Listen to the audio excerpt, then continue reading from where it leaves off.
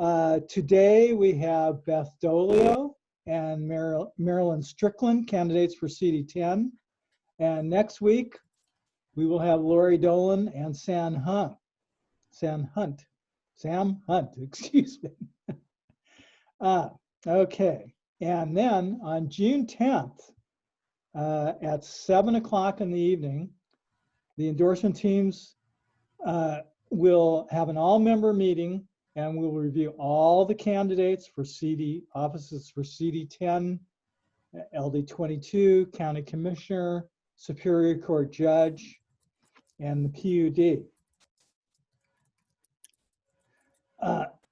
Before we get started, I would just like to acknowledge the unrest throughout our country over the death of another unarmed Black man and the pain being caused by the pandemic to so many. It has never been more important that we find the best leadership that we can move our society forward to a just and equitable future. So I just wanted to make that statement, and that is, why we're here today. If you have any questions, you can use the chat function down. You'll see at the bottom of your screen. We have a whole lot of questions already, so I don't know that we'll be able to get to them. But if we don't get to them, we will forward them to the candidates and have their answers posted on the OI website. So I'd like to welcome Beth Doglio and ask her to take over and give us, a little 10-minute talk about why she's running for the position of CD, to take over Denny's seat in CD10.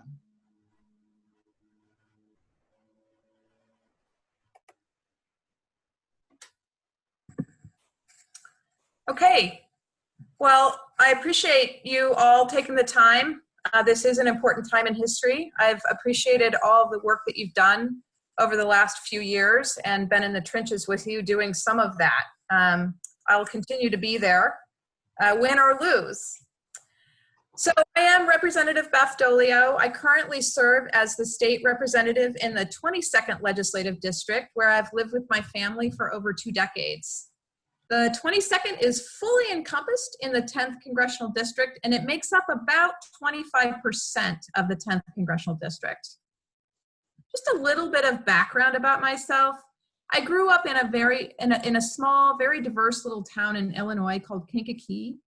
My parents were both educators, and I really got a little bit politicized. It really made a big difference in the rest of my life. In middle school, I went door to door with my mom, asking our neighbors to support the creation of a public health department.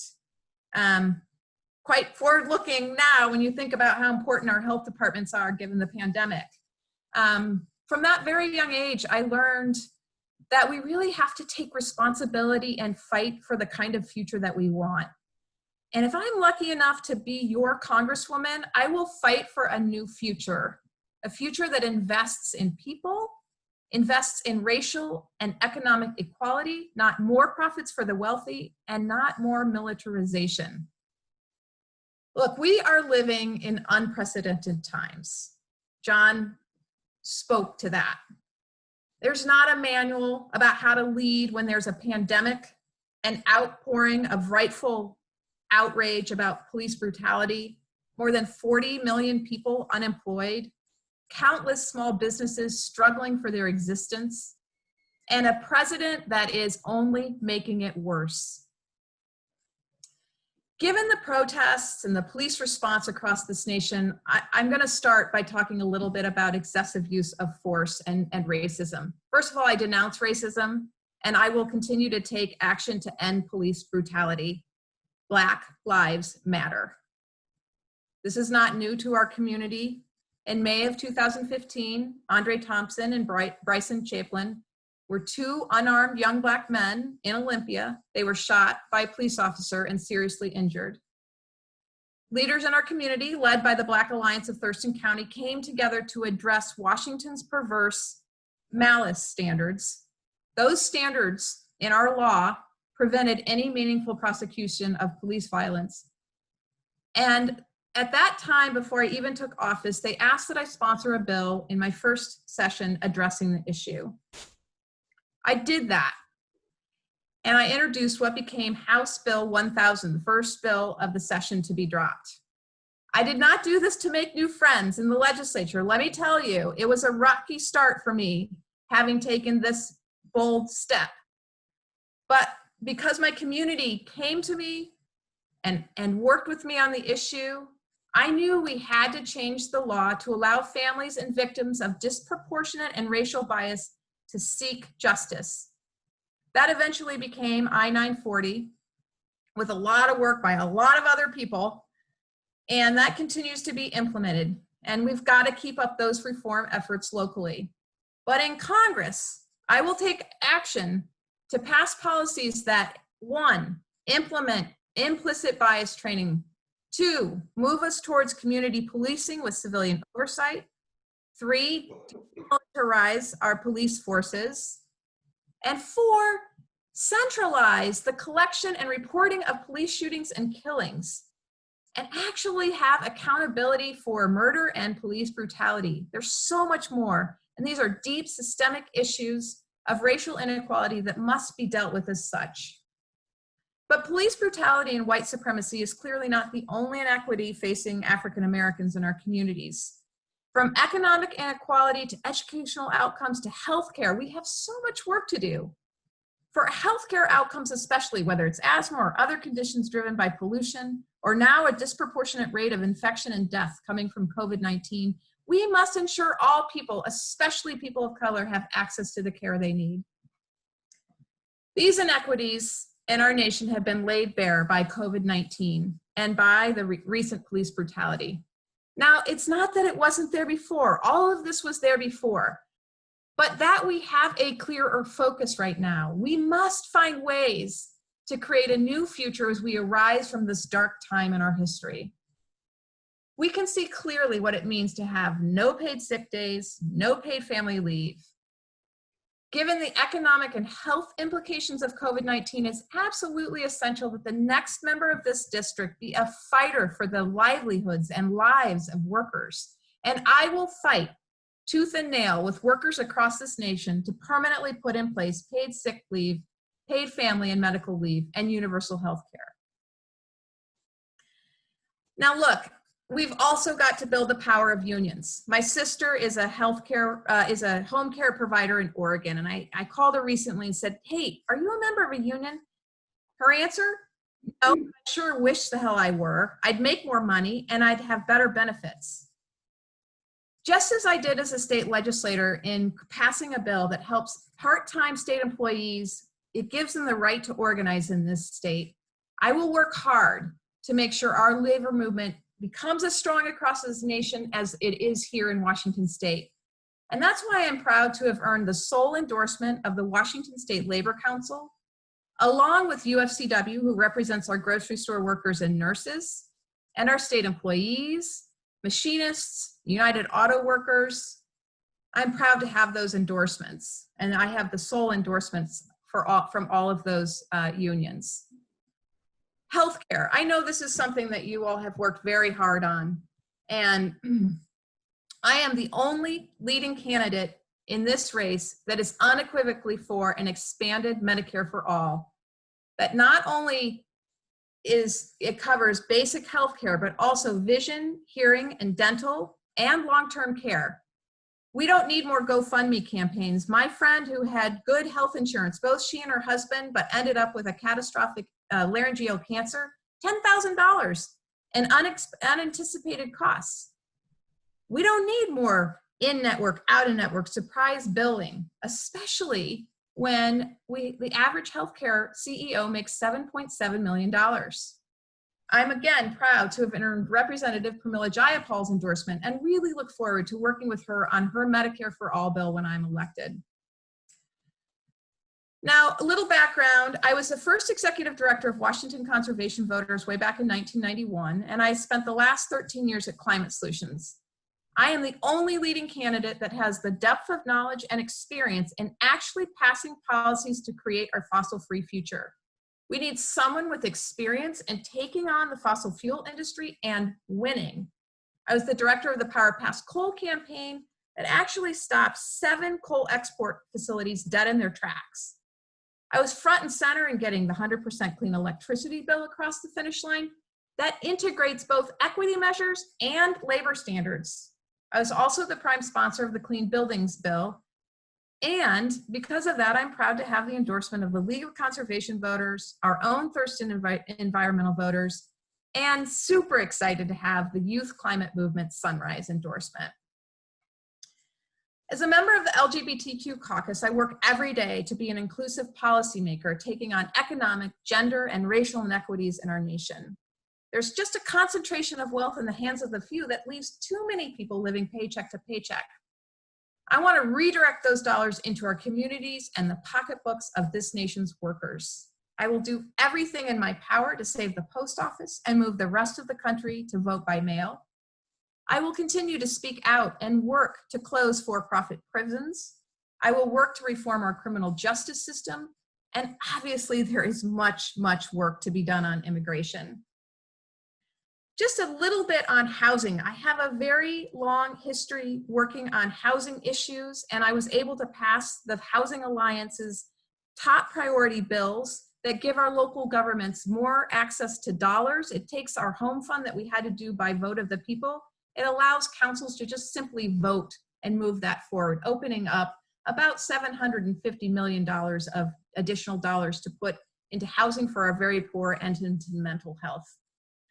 So I'm proud to also have endorsed and been endorsed by the Washington Housing Alliance for my work there. And I also bring along the sole endorsement of the Alliance for Gun Responsibility. I am hoping that you will also join the Democrats. I have Thurston and Pierce County Democrats and the legislative districts 28, 29, and 22 that have endorsed in this race.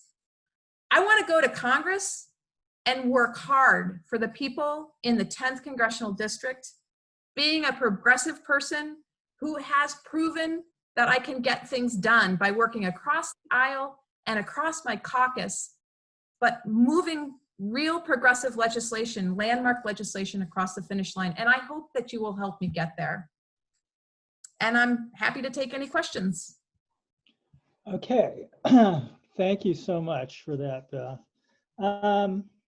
The first question would be, what would your message be to those out on the streets of many cities protesting inequality and injustice in our current system?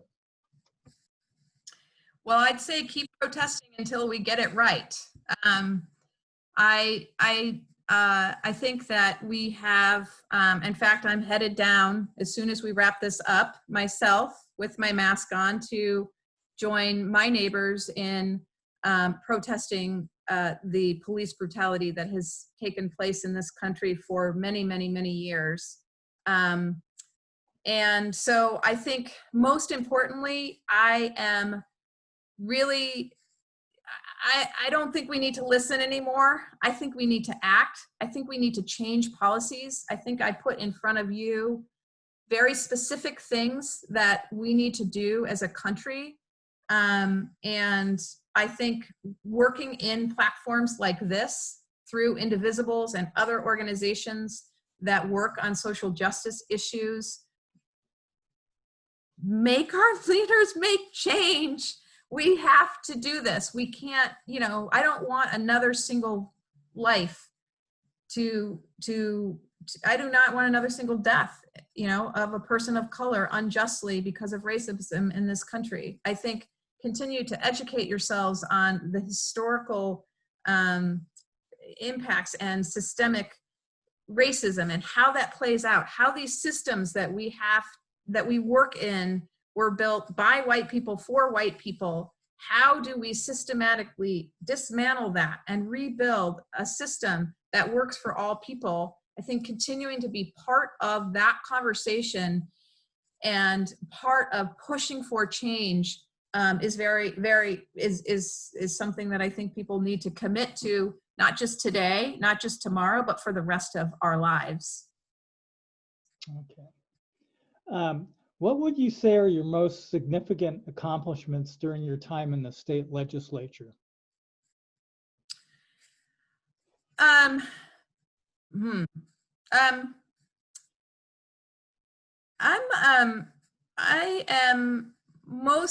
think I talked about some of them. So my Clean Buildings bill that sets a emissions performance standard for existing commercial buildings, and the large commercial buildings, so they tend to be the ones who actually emit the most greenhouse gases. So if we address those, we can address a big part of our buildings problem with emissions. So that also had $75 million with it to help provide jobs to go in and retrofit those buildings. I also negotiated the strongest toxics reduction bill in the nation. And that is actually in rulemaking right now, and there's a lot of really good work. It gives Department of Ecology a fair amount of authority in identifying chemicals that are harmful to humans or orcas, wildlife, and gives them the ability to significantly restrict the use of those or actually ban them outright, so that we don't need to keep coming back to the legislature on a one-off to ban certain chemicals like we have with the PFAS, which is a horrible chemical in firefighting foam, or PBDEs, something that we've banned here in the States. So it's a longer range look into the future that helps us rid our community of toxics. My housing bills, those are game changers for local governments. I'd say those are, I was also the prime sponsor of the Washington State Women's Commission, which is a commission that is looking out for the livelihoods of all women in the state. So those are a few of the things that I'm most proud of. Okay. What experience did you gain in your time in the legislature that prepared you to be a member of Congress? So I feel like what makes me really different from any of the other candidates in the race is that I have 30 years of working with advocacy groups. And so I understand the power of advocacy groups and how that can impact the internal workings of caucuses and, sort of on the inside, and bringing that to bear to actually influence the outcomes. And I think that's part of the reason that I was able to get so many big bills across the finish line, is that understanding of the outside world and the inside world and how to bring them together effectively. But what I specifically learned as a state legislator was how to operate in a caucus where there is, even within your own Democratic caucus, there are a variety of different opinions and philosophies. And so learning to communicate across my caucus, as one of the more progressive members of the caucus, communicating with my colleagues who were not quite as progressive, and working with them to bring them on board to different efforts that I was, leading the charge on. And then most importantly, how to talk to Republicans and how to find common ground. You can't really get a lot accomplished without having good relationships with colleagues everywhere in the legislature. And so I think those are the kinds of things that I learned as a state legislator that I will bring to Congress with me. And also organizing the caucus, because I'm an organizer, I organized the climate caucus in the year that we did all the climate legislation. And on gun responsibility, I organized letters, and I would I would organize my caucus to go in and talk with the speaker to talk about how we're going to move a gun responsibility bill. So like sort of thinking about different techniques that you use within the caucus to kind of move your caucus. Those were some of the things that I learned to do. Okay. COVID-19 has ravaged the economy, and no doubt will have a lasting effect on how we conduct ourselves socially and economically in the future as we emerge from these COVID restrictions. How would you characterize the post-COVID world? What lasting changes do you anticipate? Yeah, like I said, there's no manual for how you lead this uncharted, unprecedented territory. Such a hard question. I would say, you know, hopefully I will be, you know, part of creating policy that moves us out of and into a new world, right? And I think what I'll do is just speak to the values that I will bring to that. I think this is a real opportunity to move us towards a fossil-free future, and that the stimulus dollars that in a stimulus bill that we need to probably put into motion after the 2020 elections needs to focus on moving us away from fossil fuels, investing in our infrastructure, which is crumbling, not necessarily, you know, not necessarily building a lot of new infrastructure unless it helps move us towards a fossil-free future. So, you know, electric car charger systems, transmission lines that help us, you know, renewable energy projects, that sort of thing. I mean, I definitely see it as an opportunity for us to really move the Green New Deal into being. And so those are the values that I will attach to the things that I want to see in a stimulus package. I think that our children and the social emotional, just having some kids at home and a 16-year-old boy who is, you know, online learning, thinking about all these other kids and how attached now they are. You know, they were already so attached, and now it's even worse. And sort of that social emotional learning, I think that's going to be a long-term impact on this generation of kids. And I think we're going to need to invest fairly significant dollars in trying to help kids out of the depression and the impacts that they've had from this experience. That seems to be something that will be very important. Mental health. You know, we need to commit to providing broadband as a public utility, I think. So those are some of my thoughts about where we're, you know, sort of where we're headed and what needs to happen. Okay. So you voted for SB 6617, a bill that limited the public disclosure of legislators' communications. If you had to do if you had a do-over on this bill, would you vote the same way? No, I would not. I mean, I was begging for a veto, the governor for a veto at the end. So no. You know, just to give a little context about that, at the time that bill came forward, you know, and the process was terrible, and it was, anyway, it was government at its worst. We weren't sharing anything, and so the bill was really presented to us as sort of opening up our communications. You know, under the bill, we would have had to share our calendars. We would have had to share communications with lobbyists, and I can't remember what all else. There were a couple of other things. So going from actually sharing nothing to sharing that, although misguided because there were other parts of it that shielded other parts of our communication,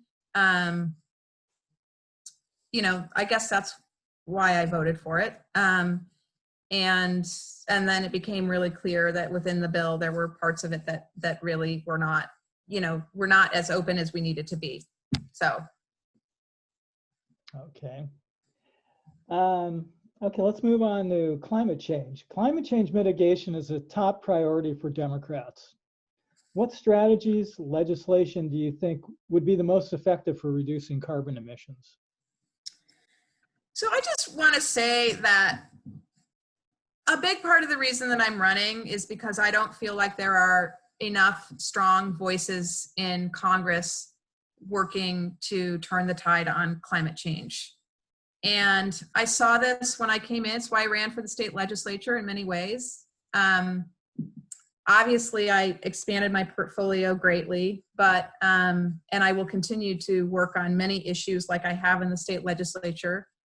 But I feel like it's really absolutely essential. If I were sitting here in November and had the opportunity to go to Congress to actually work on climate policy, I would be kicking myself and regretting the fact that I hadn't run. And that's ultimately why I threw my hat in the ring.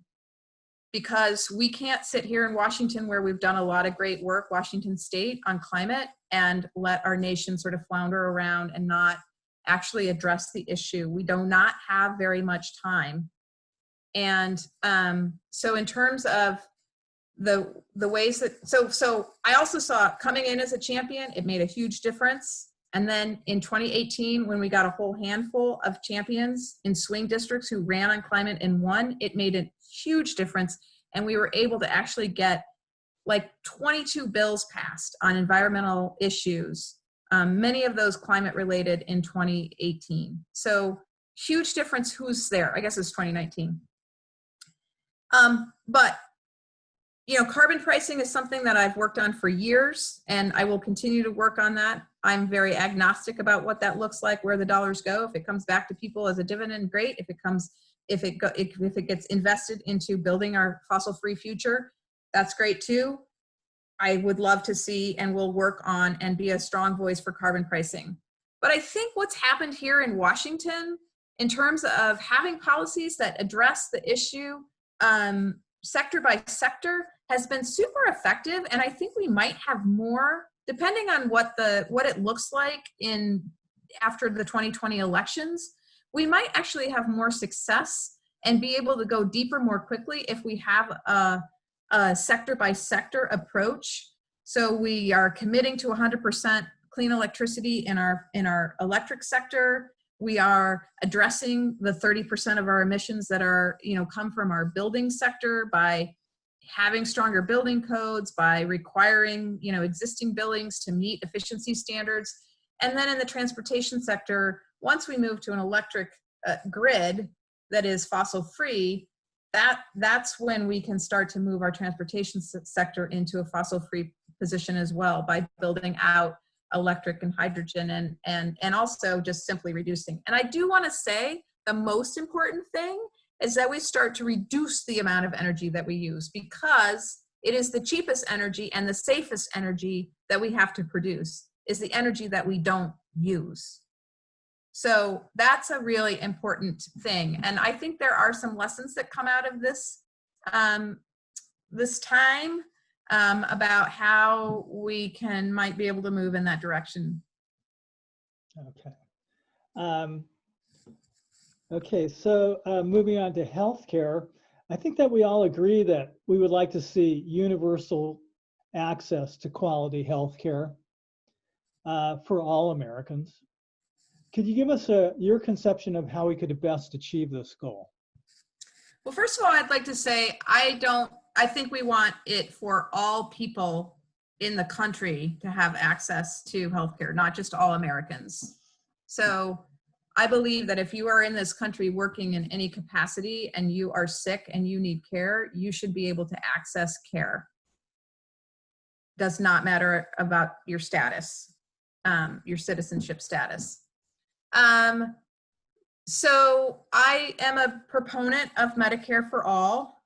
I believe that we need to have a transition over time where we move people into a different kind of Medicare. I mean, our Medicare system has issues that need to be fixed and changed, but I think there will be more resources available for Medicare as we move more people, and particularly healthier younger people, into it to actually, for example, provide better reimbursements for physicians, to actually provide vision, dental, and hearing. I think it's also important for workers to not have to be in the negotiating room, negotiating who pays for healthcare and how good your healthcare is. We should be moving that off the table so that workers can go in and negotiate around wages and working conditions. So, clearly we got to figure out how to pay for that. There's a lot of waste in our for-profit system. When you look at the statistics about how much we're putting in to healthcare versus other peer countries, and every other single peer country actually has a public healthcare system that covers everyone in the country, we certainly can do that too. I think it's moving the for-profit companies, of which there are many, whether they're insurance companies or pharmaceutical companies or even hospitals, that we need to address and sort of figure out how we move those dollars into a public system. The government's already paying 2/3 of our healthcare costs anyway, due to Medicare and Medicaid and subsidies to insurance companies. So we need to figure out that last third of how we pay for our healthcare system. And I would argue that our costs will come down because of administrative costs. Now, if we can't do this politically, there's all kinds of things we need to do the Affordable Care Act, right? We need to be able to negotiate on drug prices because our drug prices are skyrocketing. We need to move out of the in-network, out-of-network and surprise billing and fix all that mess. We need to make sure that we have public options and other ways for people who don't have employment, access to insurance through their employment, to have an option that they can get into that is affordable and accessible. So those are some of my thoughts around healthcare. Yeah, so I think what you're saying is that we need to, your preference would be that we get away from employer-based. Absolutely. Yeah. It does not make sense. You can see it now, right? Having healthcare tied to your employment right now, that is a disaster for many people. We have 40 million people now. I'm not sure how many of those 40 million people had healthcare tied to their employment, but I bet it was a very large percentage. Yeah. And now they don't have a job and they don't have healthcare. It's a disaster. Yeah. What can we say? That's absolutely. So, let's see. So another topic here. If the Supreme Court were to reverse Roe v. Wade, and assuming that we have a democratically controlled House and Senate, along with the Democratic president, what could be done on the federal level to protect a woman's right to choose? Well, I imagine you would put well, first of all, I worked for NARAL, so I'm a very strong supporter of a woman's right to choose whatever healthcare she is in need of. And I think that's a very private decision that should be made between herself and whomever her healthcare provider is. But I imagine you could move the decision-making to the state level. So I think, for example, because of I-120, Initiative 120 that was passed, I don't know, in the 90s here in Washington, I think we are protected regardless of what the Supreme Court does, if I'm not mistaken. I think that is true. And so I would imagine that we would want to encourage that at the federal level from a legislative, from a federal legislative perspective. I think. Is that right? I would love to talk to the person who wrote that question. They probably have the answer better than me, and I should know that. But that's what I would think. Okay, well, I really wish I could help you out there, but I don't know. Okay, so let's move to some international, some foreign policy issues. What are your thoughts on the decline of globalization and the future of international trade? Is the U.S. headed in the right direction? Well, I think Trump is completely screwing up everything. I mean, like the Chinese, blaming the Chinese for the COVID. I mean, what is that going to do to our relationship there? Generally, we have seen, in part due to our trade deals, a very significant decline in manufacturing in this country. That's something that I have been paying close attention to, and have actually created some legislation in this space that allows for public procurement dollars to go towards materials that are super carbon intense, like concrete and steel and glass and wood. We want to look at the carbon intensity of those products to incur. So when you're making your procurement decision, when you're building public projects, to actually use that carbon intensity as a guide for your purchasing of those materials. And so that what it ends up doing is sort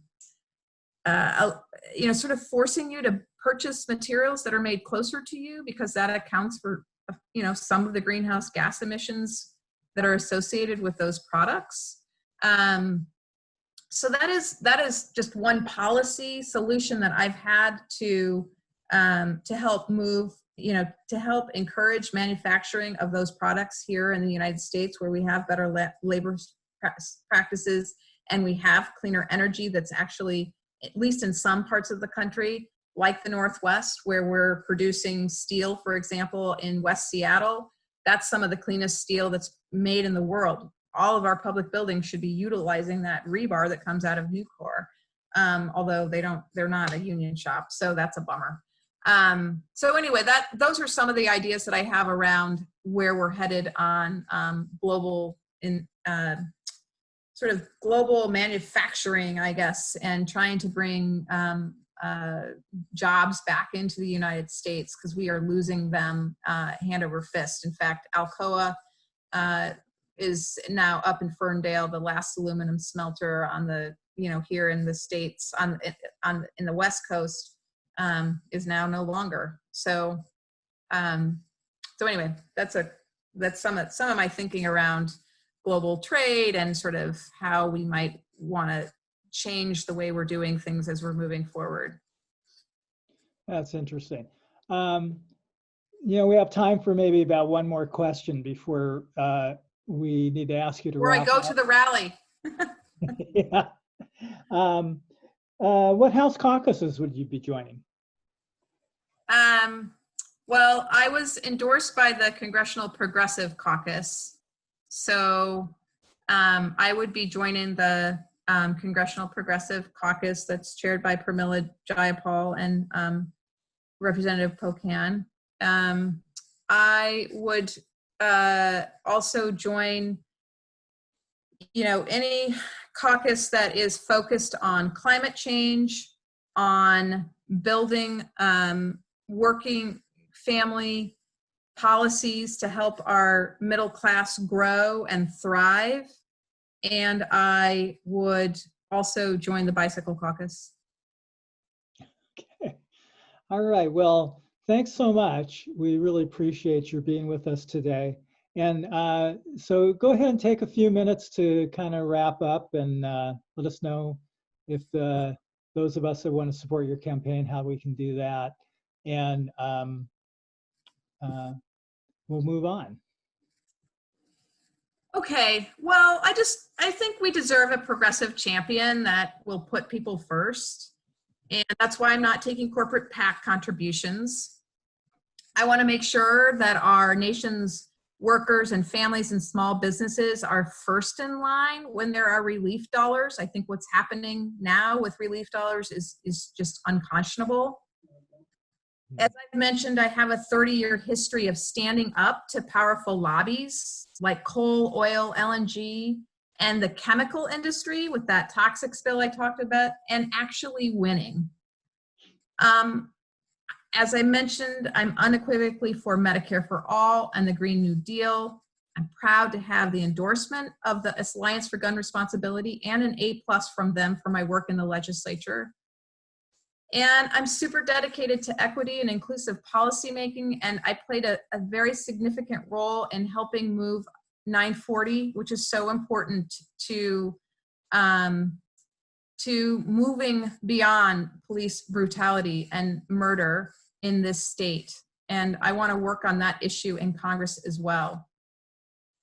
So I hope that you will join with others. Pierce County Democrats, Thurston County Democrats, legislative districts 22, 28, and 29 have all endorsed me. And I'm going to need all the help I can get to win this race. And so I'm looking forward to continuing to work with you all as we try and move progressive policy forward in the state legislature and at the federal level. And I hope that I can earn your endorsement and your help with my campaign. And I will go ahead, I guess, and post in the, can I post in the, I will post my, it's just BethDoglio.com. I will post that into the chat box. Okay. Well, thank you so much. And, you know, on behalf of Olympia Indivisible, I'd like to acknowledge that you've been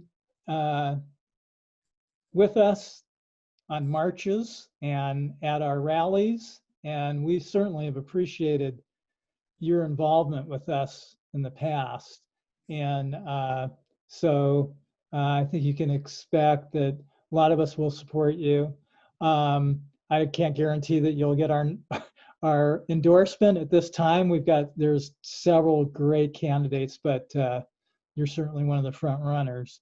And so thanks for being with us. And I think we'll take a couple minutes break now before we have, would you like to say something else? Just one more thing. I just wanted to make sure you knew that that my video actually has a clip of a Olympia Indivisible in it, a rally that I spoke at. So if you go to my website, you can see the video. It's kind of fun to have that there. Great. Okay. Well, thanks again for being with us. And we'll take a little break now, a couple minutes, and we'll be having Marilyn Strickland with us in a few minutes. Okay. So let's see. It's 4:15. So 4:17 then we'll resume. So if you I'm headed to the rally.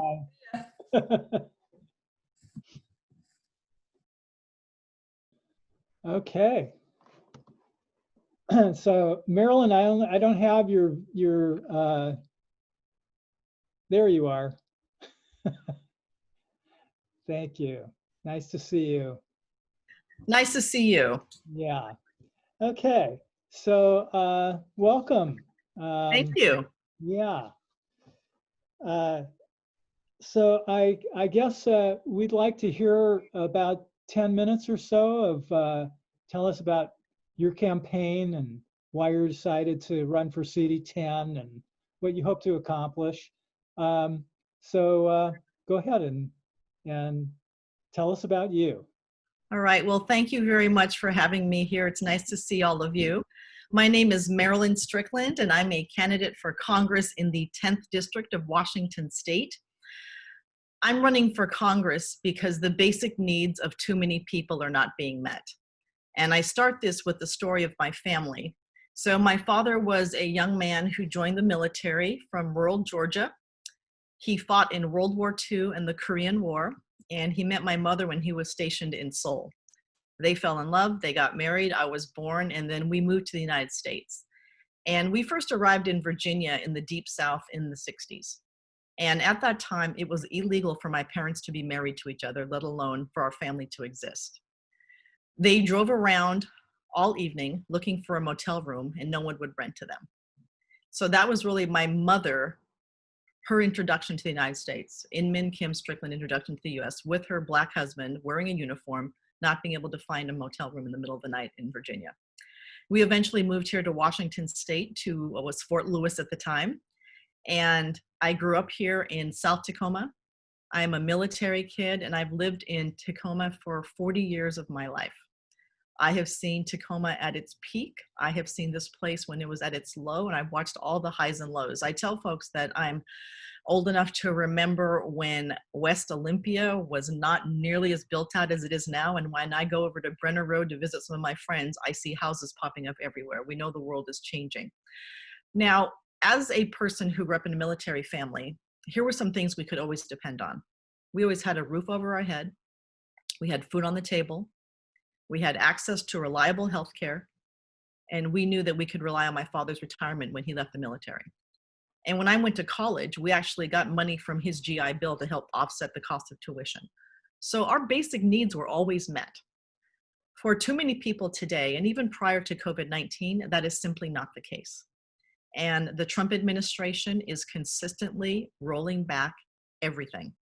Our human rights, our civil rights, women's rights, environmental protections, and just the atrocity of what you see is happening over this past weekend. And I'll talk more about that later. We as a nation must do better.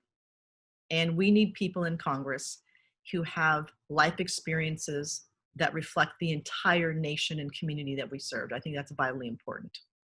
What do I hope to do? Even prior to COVID-19, my agenda was focused on what I call the key issues related to having your basic needs met. We have a housing supply shortage in America. And even in the 10th district, when you think about every community from Shelton to Olympia to Lacey to Lakewood to Tacoma, East Side, we have people who are homeless and have nowhere to sleep at night. And in the richest nation in the world, that makes no sense. So we know we need more housing. And having served as mayor for 2 terms, I know that when we look at the homelessness crisis, there's no one easy answer, because if it could be solvable, we would have solved it a decade ago. Every community has declared that homelessness will be eradicated. And here we are today still struggling. And I think that when we talk about the homeless population, there are folks who are fleeing domestic violence. There are actually people who are working full-time jobs who are homeless. There are folks who are suffering from mental illness and a whole host of other things. So we can't even provide a profile of what homelessness is.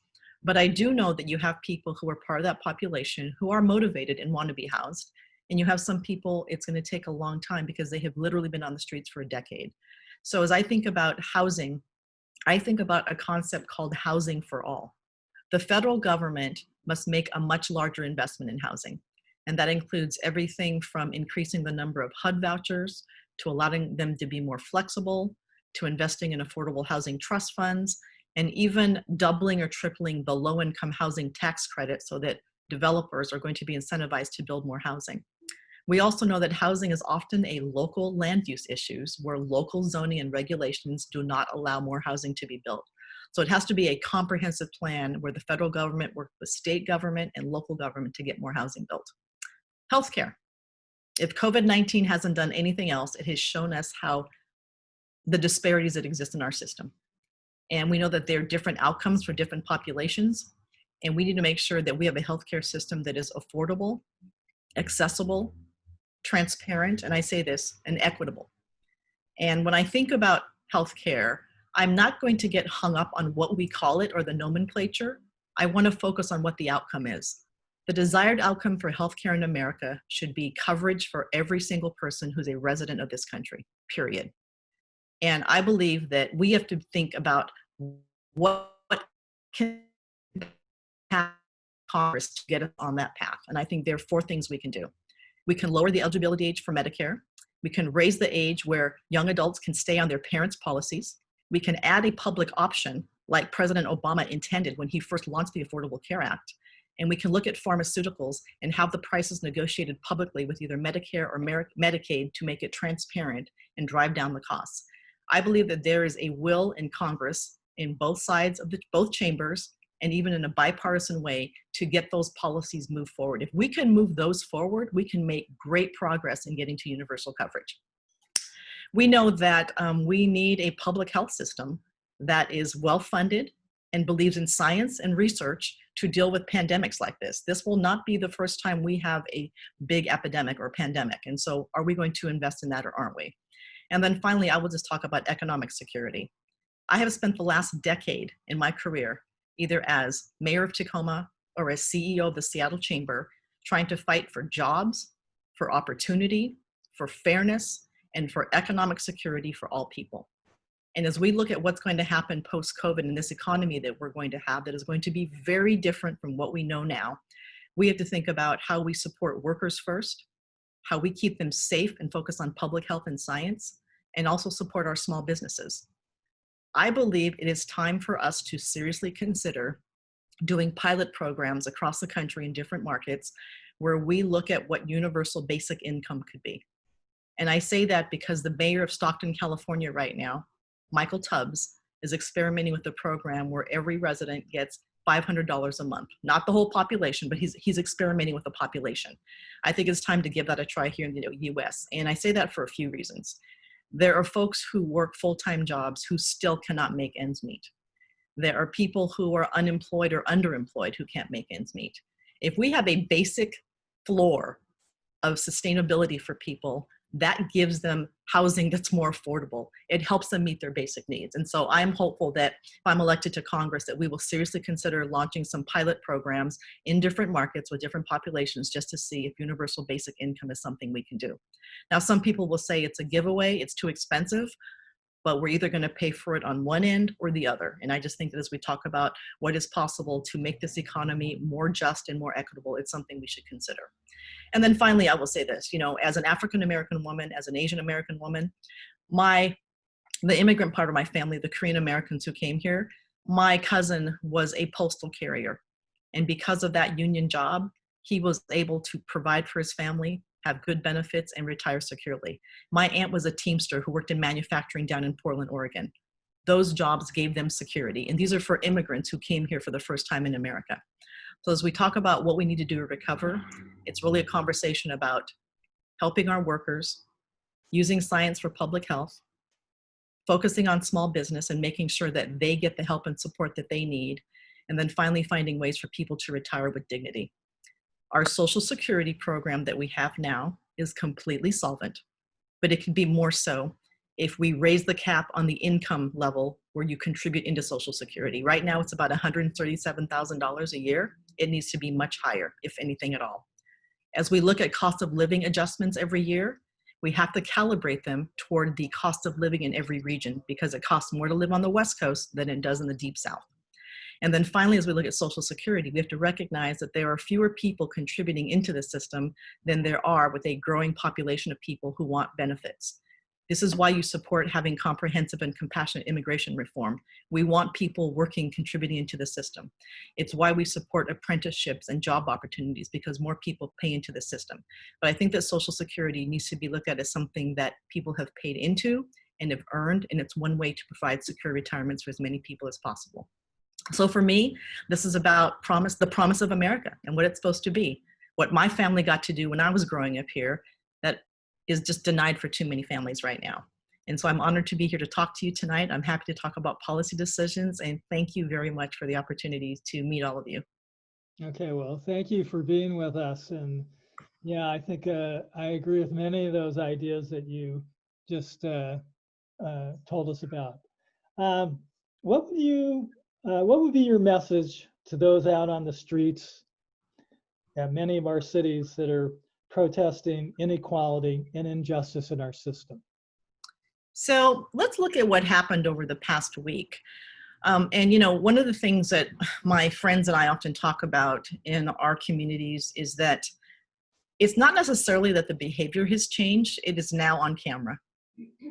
And when these things happen and they're put in broad daylight and you can see exactly what happened, it creates a different reaction. And right now, we know that we watched a police officer in Minneapolis put his knee into a man's neck. We saw the man plead for his life. It didn't happen. But what did happen is that the police officer and the police officers watching, they were fired. And that was a signal that they were going to be arrested and convicted. And so as we think about what's happening around the country, people are protesting decades of structural racism. People are protesting being part of a nation that is not living up to its ideals. And I will say this, and I said this in a piece that I posted on Facebook, intentionally or not, America has a problem with Black people. And it is something that has existed for a long time. And there are systemic things that have been in place that where there are organizations that were supposed to help us, uplift us, protect us, do the opposite. So as we think about moving forward as a nation, we have to be willing to have an honest conversation about race in this country and to all ask ourselves what we can do to improve the institutions that are failing us. And the example I give clearly with criminal justice, we know that Black and brown men are disproportionately arrested and incarcerated. We know that when it comes to systems like cash bail, it discriminates against people of color and people who are poor. We know that low-level drug offenses like marijuana disproportionately affects people, and we should legalize marijuana. And we also know that when we look at who is hired and staffed in our law enforcement agencies, and let me tell you, that's from police to judge to prosecutor, the whole system, it doesn't reflect the community it serves, and it doesn't provide broad base of experience. So as we look at what's happening today, this is a sign of unrest, but it's an opportunity to think about how we can do better. And I really believe that this is going to be dark for a while. I believe that until the officers are actually charged and convicted, there will be unrest for a while. There's also an opportunity to think about how we can do better. From federal standpoint, I would say that some policies I would want to consider would be mandatory de-escalation training in every single police academy, mandatory implicit bias racial training in every single police academy, and making sure that police departments around the country do this on an annual basis as well. Now, I will tell you that having served as mayor for 2 terms, I've had relationships with police departments that are probably different than any other candidate in this race because they were under my purview and I dealt with them on a regular basis. And policing is hard, but there's also a cultural component about policing that I believe creates these types of reactions and situations. I think that some people don't realize that police officers don't actually draw their guns very often, so they're not even practiced at doing it. And as far as the opportunity to change the culture in policing, I think that you see new people entering the profession with a different mindset, but you have people who've been there for a long time and they're used to doing things a certain way. And so my message is this: we're not going to be able to turn it around completely overnight, but I think that there's some things we can do to improve the culture of policing, to hold people more accountable, and to think about the way communities interact with the police department. I was proud to endorse and support I-940, which was the statewide initiative that the voters passed to look at how police officers must be trained to de-escalate and how we evaluate use of force, because it was incredibly hard to convict a police officer for wrongly killing someone with use of force. So there's a lot to do. It's a very long, complicated subject, but I do tell you that my up close and personal experience is just the challenges with the culture of policing, and the fact really that governments are made to protect their employees. And this is not an anti-union conversation, but if you look at the systems that exist in government, the default position is to always protect the employee first. And so how do we try to navigate that, but also get to the truth and make sure that people are held accountable for what's happening? But this is going to require all of us to put down our biases, to look in the mirror and to really ask ourselves, are we ready to make change, or are we going to have this conversation again a year from now when we have another roll call of Black and brown bodies that are murdered by police officers? Yeah. Okay, well, let's move on from that. What would you say were your most significant achievements as mayor of Tacoma? Yeah, to serve as mayor from 2010 to 2017. So if some of you recall, it was a long, deep, hard recession. And I remind folks that communities outside of Seattle have very different economies than Seattle. A lot of us down here rely on what I call eds, meds, and government. So a lot of education institutions, a lot of healthcare institutions, and a lot of government. And these are good employers who pay good salaries. But it's not the same economy that other cities, large cities have. So with that said, we had to come out of this economy and it was rough. Our city budget was decimated, but we had to find a way to come back. And so we did 3 things. We invested in workers, we invested in infrastructure, and we supported our small business. And when I talk about investing in workers, we passed a paid time off policy. And we put a measure on the ballot to raise the minimum wage to $12 an hour. And there are people who would criticize me and say, well, you should have made it 15.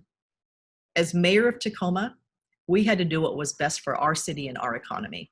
And our small businesses were struggling. And I took a lot of input from a lot of people. And we decided that $12 an hour in 2 years was the sweet spot for Tacoma. 70% of the voters said yes to that. And for 2 years, Tacoma had the highest minimum wage in the entire state of Washington. But here was the best part about our policy. There were no tiers. There were no exceptions. It applied across the board to every single employer. So I believe that was good policy that worked best for Tacoma. And at the time, and then a few years later, there was a statewide measure that passed as well. I would also say that we invested in infrastructure, and it was a really hard thing to do because Tacoma is one of those cities that is very conscientious. We're pocketbook people. We pay attention to our pocketbooks. And so asking the voters to increase taxes to pay to repair our streets was a really tough ask. And it failed the first time. So we went back the second time, got a bigger group of stakeholders, and it passed. And by investing in infrastructure, we created a lot of jobs that paid well. So investing in people, investing in infrastructure, and supporting our small business was really important. I would say the other thing that I'm most proud of too is that for so long, Tacoma has had a reputation as a place that is dangerous and dirty and horrible schools. And I knew that if we were going to turn things around, we had to get busy on working with our school district. And so I made education a civic priority. I called everyone together, business, labor, social service agencies, housing organizations, and said, we cannot just look to the school district alone and say, you have to fix this. We all have to work together. And by coming together, by everyone putting an oar in the water and saying, we can do this together, we raised the high school graduation rate from 55% to nearly 89%. And I think that is a very big achievement because we know that people make decisions about where to live and where to buy property on the reputation of the school district. And then finally, I will just say that, when I took office, Tacoma was growing at an anemic 2.5% every 10 years. By the time I left office, Tacoma was one of the hottest markets. People loved being here. There were great neighborhoods, and it just became a very desirable city because I tell folks, yes, it's one thing to move someplace because it's cheaper, but you have to have quality of life, good schools, good parks, affordable housing, great neighborhoods. And I was proud that we had all those things through the work that we did as a city. Okay. Yeah, well, we're Olympians, but we love Tacoma too. and I'm a Tacoman and I love Olympia. COVID-19 has ravaged our economy and no doubt will have a lasting effect on how we conduct ourselves socially and economically in the future as we emerge from the COVID restrictions. How would you characterize the post-COVID world? What lasting changes do you anticipate? So, we hear conversations about a post-COVID world, and I hear people say, what's the new normal? Let's go back to normal. And what we were doing before COVID wasn't normal. And there were disparities that were already existing, whether in housing, education, the economy, even access to transportation. The one thing that COVID did was just magnify it by 100 times. And so as I look at a post-COVID world, there are some things I want to see us do. Having paid family leave should be a no-brainer national health policy. And I hope that after this, we have the will to get it passed. I would say the other thing that's important too is, the current administration has defunded our public health system. And we know that we need to have a national public health system that allows us to have a national response to something like this. And that includes everything from fully funding the Centers for Disease Control, the National Health Institutes, to making sure that we're investing in R&D, and also ensuring that as we look at healthcare access, that we do it through the lens of equity. There are reports that have come out that talk about the differences between African Americans and Native Americans and their rate of infection with COVID compared to other folks. And there are many reasons that happens. There are more people who work in caregiving who tend to be people of color. There are more people in service jobs who interact with the public who tend to be people of color. But you can't deny that the healthcare system for so long has had disparate treatment and disparate outcomes. And you can't just blame it on people saying, oh, it's because they have bad disease or bad healthcare or in poor health. There's more to it than that. So a healthcare system that is more equitable, and those 4 policies I discussed as we come out of this, lowering the age to qualify for Medicare, raising the age for young people to stay on their parents' policies, adding a public health care option, and addressing pharmaceuticals in a more transparent way. I think that those are some big policies. And then I would also say, the housing for all. There are more people who are going to be unemployed, and a lot of them will not be securely housed anymore. And what are we doing to ensure that people have a place to live that is safe and secure? And that means building more housing, but it also means being more innovative about how we define what it means to be securely housed. And I say this because, I'm half Asian, I'm Korean American, and it is not unusual in a lot of Asian families to have 2 or 3 people living under one generation. There's no shame in that. It's smart. And so as we think about how we build housing and how we let people be housed, we have to be more creative. The idea of dormitory style housing, it doesn't have to be just for college students. Let's be innovative about what it means for people to be securely housed. And so I hope as we look at housing, we're very thoughtful and creative about what it means. And then, raising the minimum wage. It's been stuck at $7.32 since 2009. I think America needs a raise, but we need to find a way to do it so that we can find a path that allows small businesses to get on board with it, but also providing people with more of, a minimum wage. And so I have a ton of ideas about what I like to do, but really I'd say paid family leave, look at healthcare, look at disparities, and again, what's going to be the path to having more economic security post-COVID, because the economy is going to be different and it will disproportionately affect women and people of color.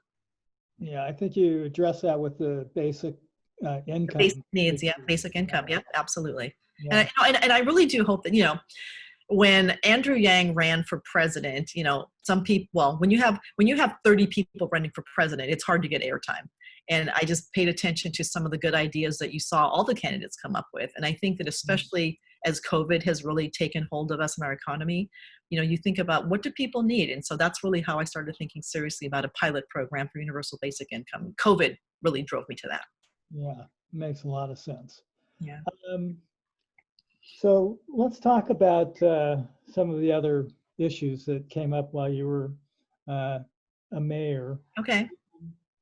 So could you explain your advocacy for building an LNG facility in the Port of Tacoma? Yes, I sure can. So we have a shipping company in Tacoma called Tote Maritime. And Tote Maritime does a lot of shipping between the Port of Tacoma and the state of Alaska. And they are under a federal mandate to burn cleaner fuel. So they retrofitted their ships to burn liquefied natural gas, which is LNG. And when they made that decision to retrofit their ships, they needed a storage facility to have the LNG. And so they did an RFP, and Puget Sound Energy was selected as a local company to provide that storage facility. So the facility is being constructed, and Tote Maritime will use it to comply with the federal regulation to burn cleaner energy. And LNG is cleaner than the dirty bunker fuel that they now use. And so that was really my advocacy for it. It was to help a local shipping company meet a federal mandate to burn cleaner fuel. And this is good for the workers at the port. It helps them comply with having cleaner energy. And it also helps ensure that in the event that it gets super cold and people need more natural gas to heat their homes or to cook, or in some places where they have air conditioning to cool, they have the energy source available. So that explains my advocacy for the liquefied natural gas plant. Okay. Will you take the No Fossil Fuels campaign money donations pledge? I have not received any fossil fuel donations from anyone, so I don't even know that a pledge is necessary because they're not giving money. So give us your opinion about the Green New Deal. Will you co-sponsor Green New Deal legislation? Yes. So, again, a conversation about nomenclature versus what we're trying to accomplish. And so as I look at environmental and sustainability issues, I am really the type of legislator who wants to actually make progress and move things forward. And I do that understanding that I will be part of a body of 400 some odd people representing different parts of the country with different politics and different needs. And even within our own caucus as Democrats, there's not agreement about what to do. And so for me, it's about how do we actually have an impact on dealing with climate change. First and foremost, we need to rejoin the Paris Climate Accord because we pulled out of it. And this is important because when we think about climate change and global warming, it's a global issue. We can do all the things we want in the US, and we will and we should, but China, India, these large polluting countries have got to get on board with us for us to make an impact globally. So Paris Climate Accord is something that I think we need to do. And, you know, God willing, we're going to have a new president and we'll get back to our senses and start to do things that actually help the environment.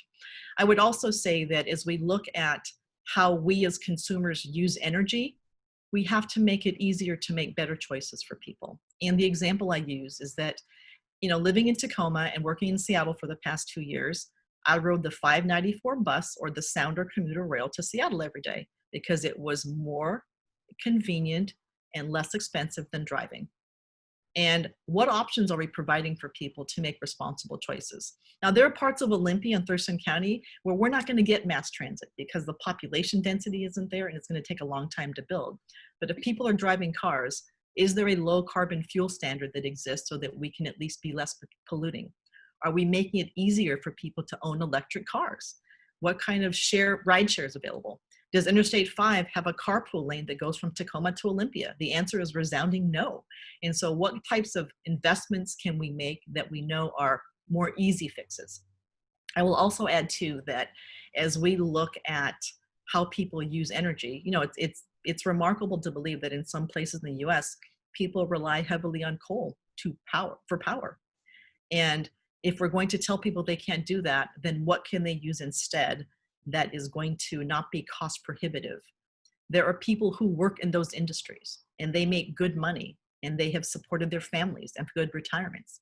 What are we going to do for them so that we don't put them in an economic position that is far less desirable than what they're doing now? So the transition has to be just, it has to be equitable, but I think there's an opportunity to build out, you know, a clean power grid across the US that creates good jobs. It helps us be less reliant on fossil fuels. And so for me, it's about the policies and outcomes. And so I'm going to politely say I'm not going to sponsor the Green New Deal, but I am definitely going to advocate for policies that I think have a chance of getting passed in Congress and can help us make progress. We do great work in Washington State. We are so proud and lucky to have hydroelectric power, a green governor, an ethos that's about sustainability. We love our Puget Sound and we want to save it, but the rest of the country needs to catch up. And so what are we going to be able to actually accomplish in Congress to do more things? Invest in mass transit, have a jobs program about cleaning up our grid. Let's have a low carbon fuel standard, and let's think about the people who now work in fossil fuel industries who deserve to have a decent living and a decent retirement. Okay. Let's talk about your association with the Seattle Chamber of Commerce. Okay. Is your association with the Seattle Metro Chamber of Commerce and Amazon's attempt to influence the Seattle City Council election interfere with your earning a progressive endorsement? Could you, okay, I'm sorry, I didn't hear all of that. Can you say that again? Yeah, does your association with the Seattle Metro Chamber of Commerce, I believe you were the director. Yep, I was the CEO. Right. And Amazon's attempt to influence the Seattle city election interfere with your earning a progressive endorsement? You know, I can't speak for the progressive groups who chose to endorse me or not. I think some people will say it did, but I tell folks that the Seattle City Council election was never an election about labor versus business or conservative versus liberal. It was about the desire to have a thoughtful, rational conversation with elected officials who are willing to talk to all people about how we solve some of the biggest problems in Seattle. During the course of the election, the Political Action Committee of the Seattle Chamber endorsed a union member, we endorsed a member of the LGBTQ community, and we endorsed a woman who is Native American and Latina. They all had support from unions. And the two people we didn't endorse actually sought our opinion and sought our endorsement. And so I think that there's a narrative out there that the Seattle Chamber was anti-worker, anti-union, and that was not what it was. We were pro-Seattle. We were pro getting things done. Now, there was a lot of money spent in that election. $4 million total of outside money was spent in that election. And that money came from different groups, including labor, Amazon, business, neighborhood groups. So a lot of money was spent. So if people in the progressive community think that that was the reason I didn't deserve their endorsement, I can respect that. But I can tell you what I am proud of, the people who are endorsing me. Civil rights leaders, minority communities, API communities, I have the endorsement of Governor Gary Locke, the first Asian American governor to serve in Washington State. I have the endorsement of Lal Kwazim, who is the head of the Tacoma Pierce County Black Collective.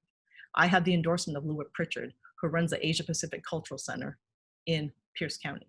I have the endorsement of the Asian American Action Fund, who supports me. And so while some of these progressive organizations do not support me, people of color, people who know my history, people who support civil rights, people who support progress, that's who supports me. So I'm proud of those supports. Okay. Let's see. So let's talk about international trade. Okay. What are your thoughts on the decline of globalization and the future of international trade?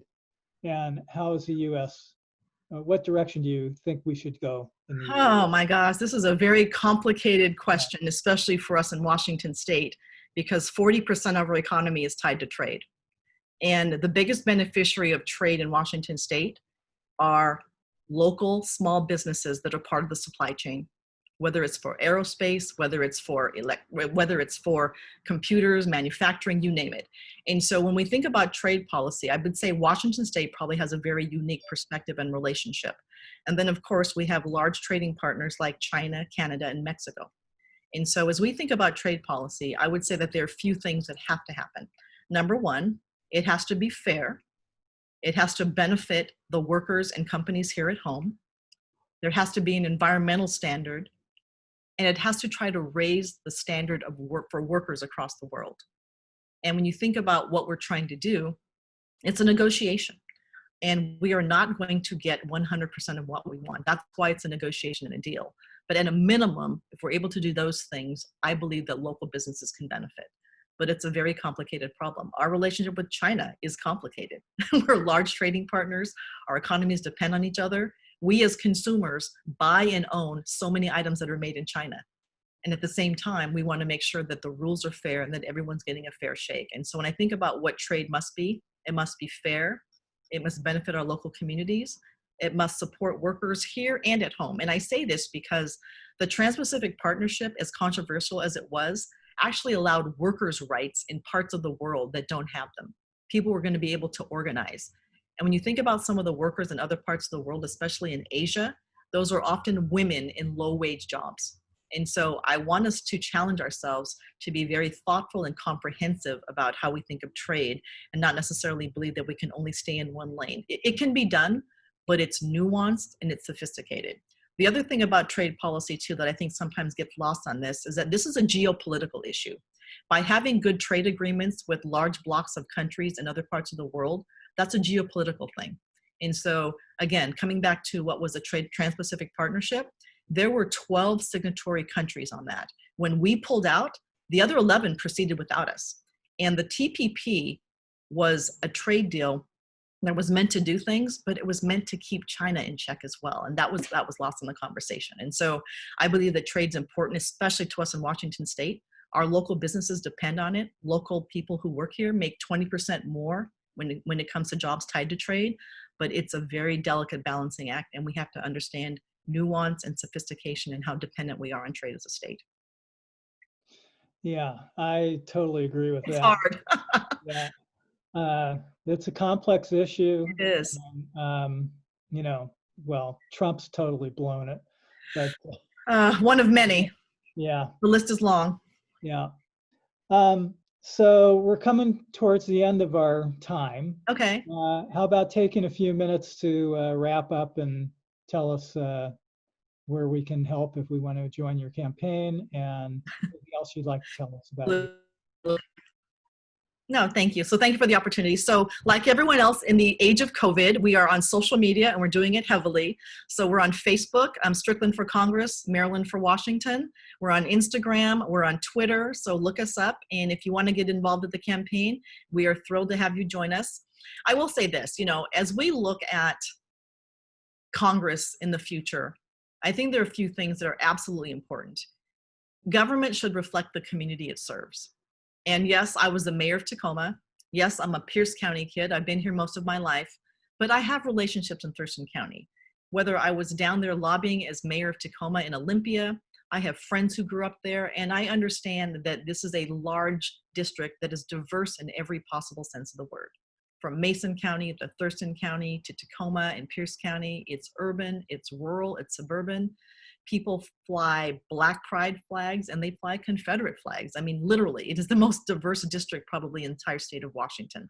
And I think that that means you need people who have had diverse life experiences and diverse experiences.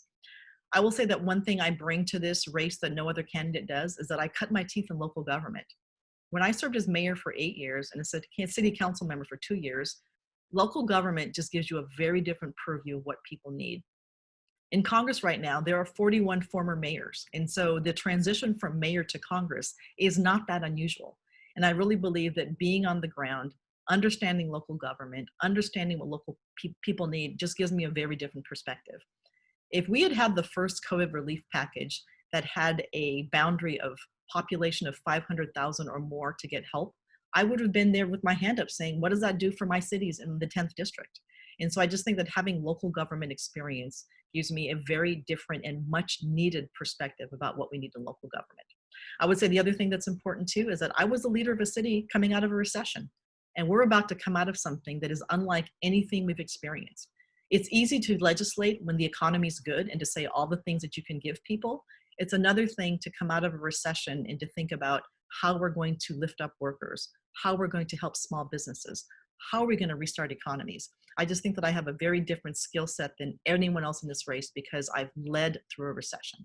So with that said, you know, I am the daughter of a soldier and an immigrant. I grew up in South Tacoma. I never imagined that I would be mayor of my hometown. And here I am today before you, hoping to be the next member of Congress to represent the 10th district. It will be my honor. It will be my privilege. And my father was a serviceman, and he raised me to be a public servant. Thank you. Oh, well, thank you so much. It's been a pleasure to hear from you.